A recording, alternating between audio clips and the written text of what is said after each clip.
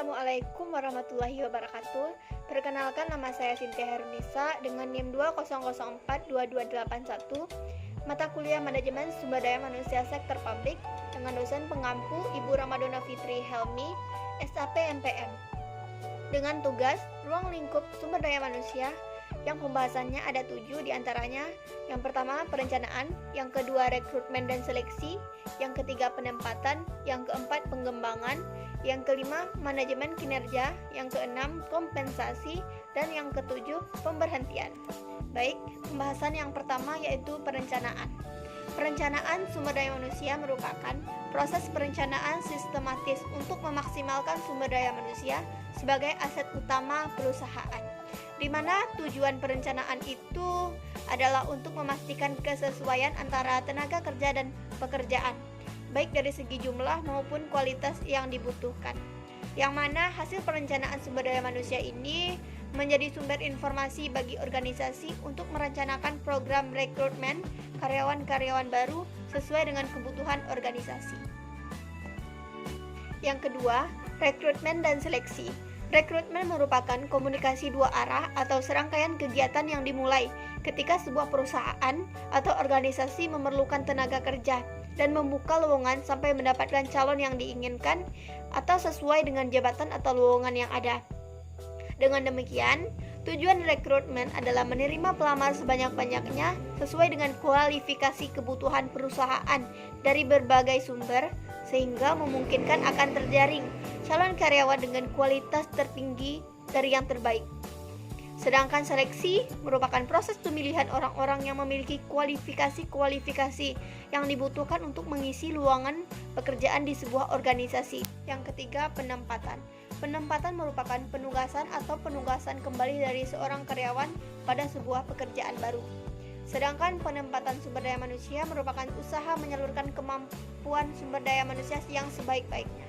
Yang mana penempatan merupakan tujuan utama dari seleksi, di mana penempatan seseorang ke posisi pekerjaan yang tepat.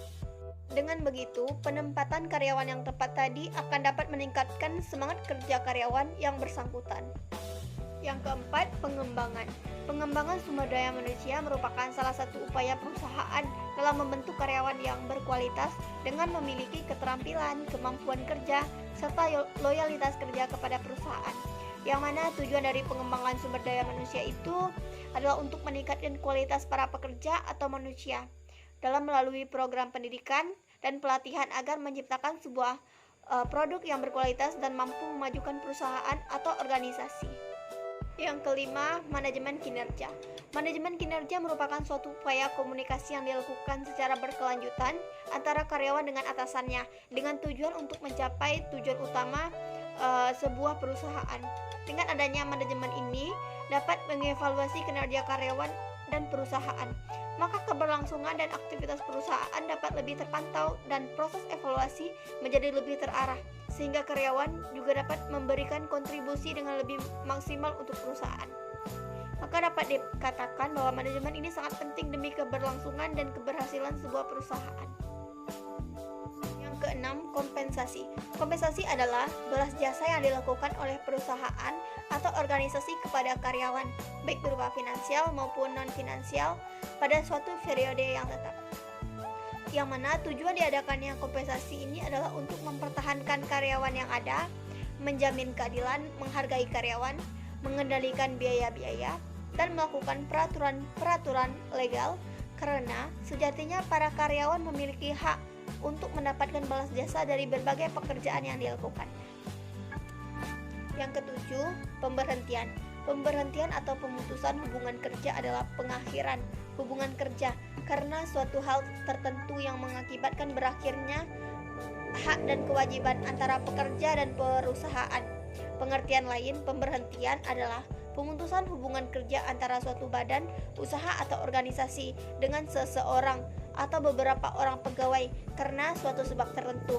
Bisa jadi sebabnya karena hubungan kerja dimaksud karena keinginan badan usaha atau organisasi ataupun keinginan pegawai itu sendiri. Itulah tadi pembahasan dari saya. Sekian dan terima kasih. Wassalamualaikum warahmatullahi wabarakatuh.